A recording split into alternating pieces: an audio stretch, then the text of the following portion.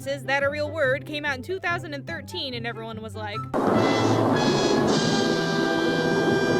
The game received positive reviews, but was very polarizing at first. Since the Metal Gear franchise was a mostly stealth-focused series, when the game went all fast-paced and hack and slashy, it was very unexpected for the franchise. But the game was developed by Platinum Games, a dev team best known for making fantastic, crazy, over-the-top, butt close-up, action-packed games. So while it was different for the series, it still worked. And since the game acted as a standalone title, it really had a lot of room to experiment with new story and gameplay ideas. But anyway, if you're new to this game, here are a few basic tips and tricks for people who don't know shit about this game.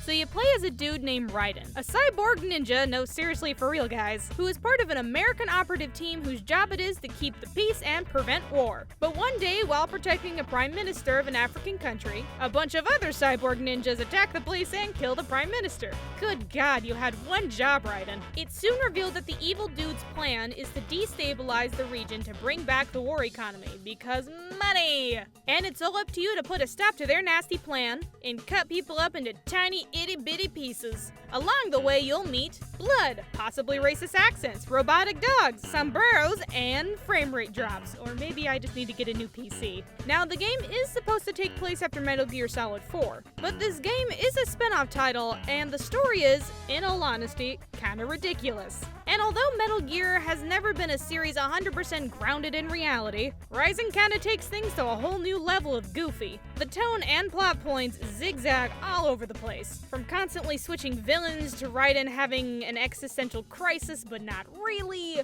It's best not to take the story very seriously, because the game sure doesn't. But as a whole, it's a fun and fast-paced plot, and it works for this kind of game. And ever since Metal Gear Solid 2, a lot of people have had mixed feelings about Raiden, since he debatably, single-handedly ruined Metal Gear Solid 2. But Rising really redeems his character, and he becomes a pretty likable guy. And he fights like a badass in dim heels. You go, girl. So the plot moves around like crazy, and so does the combat. If you like the stealth-focused gameplay that the Metal Gear Solid series is known for, then you're definitely gonna have a bad time. Rising's combat is all about speed, cutting, and cutting. It's mostly cutting.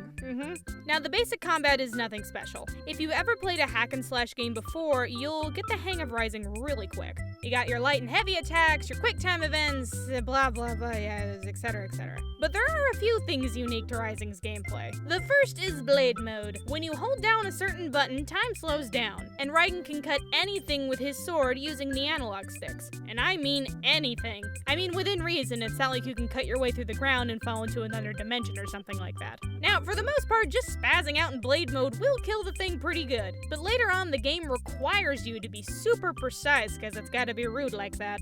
So try to learn to accurately chop things up with grace and precision, because if not, the bosses are gonna beat the crap out of you.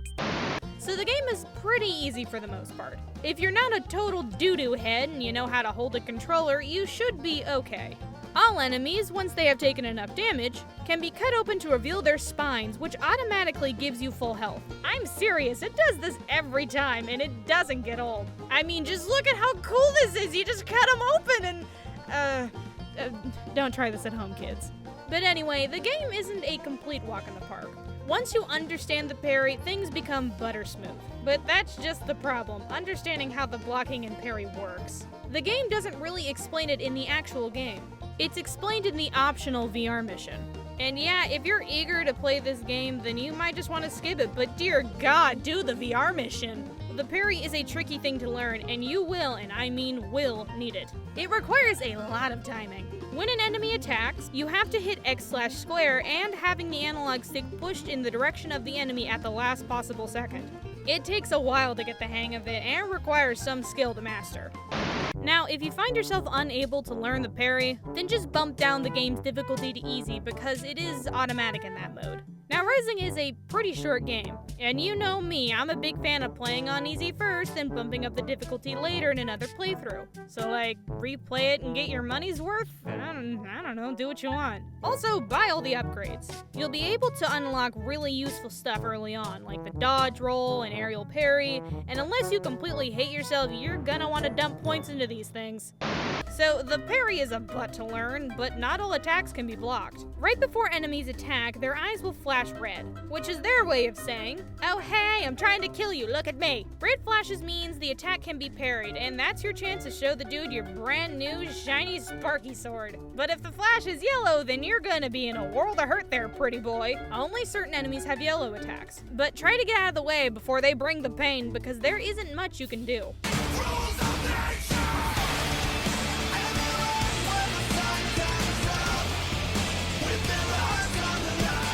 Did I mention I love this game's soundtrack? No? Well, it's fantastic. Now, you do gradually get new weapons over time, and there are rocket launchers just casually hanging around that you can use. But switching to these weapons is more tedious than it should be, and you're kind of better off just sticking to the sword. Like, yeah, a giant pole made out of arms is cool and all, but I'd rather have the enemies dead than just slap them around for a little bit, you know? But it's really up to you if you want to play around with these other weapons. The guns aren't very practical either. Occasionally you might need to use one to shoot down something, but that's only if you really want to. You're limited on your movement when you have one out, and blah. Come on, this game is about cutting people up and pushing your processor to the limit. Let's do it! Oh. So like I said, the game isn't very long and areas aren't all that big, but there are little secrets and goodies hidden out throughout the area. Using the fancy vision mode will let you see all sorts of stuff. Now, since the Metal Gear series is all about being sneaky, Rising does occasionally give you the option to stealth your way around certain areas. But keep in mind, you are a cyborg ninja, and this game really just wants you to cut things up. And while sneaking around can make the battles easier since you're taking things on one at a time, it's not really what this game is all about. I mean, come on, just look at some of this stuff. So while Metal Gear Rising Revengeance, I should really look this word up, is an extreme deviation from the Metal Gear Solid series, its crazy over-the-top story and characters offer a fun and exciting time. And yeah, it's a little short and certain things could have been explained a little better. And as a whole, it's a great action game with a killer soundtrack. No guys, seriously, for reals, I love this soundtrack so much. And I hope this Basics Beginner's Guide makes your gaming experience a little better. So please rate, comment, and subscribe, and I hope you have a fantastic day. Hey, how you doing? Did you like this video? Well, if you did, why don't you go watch another one, you nerd? Also, why don't you go follow me on Twitter so you can keep up to date on what's gonna happen next? Toodles, sweet thing!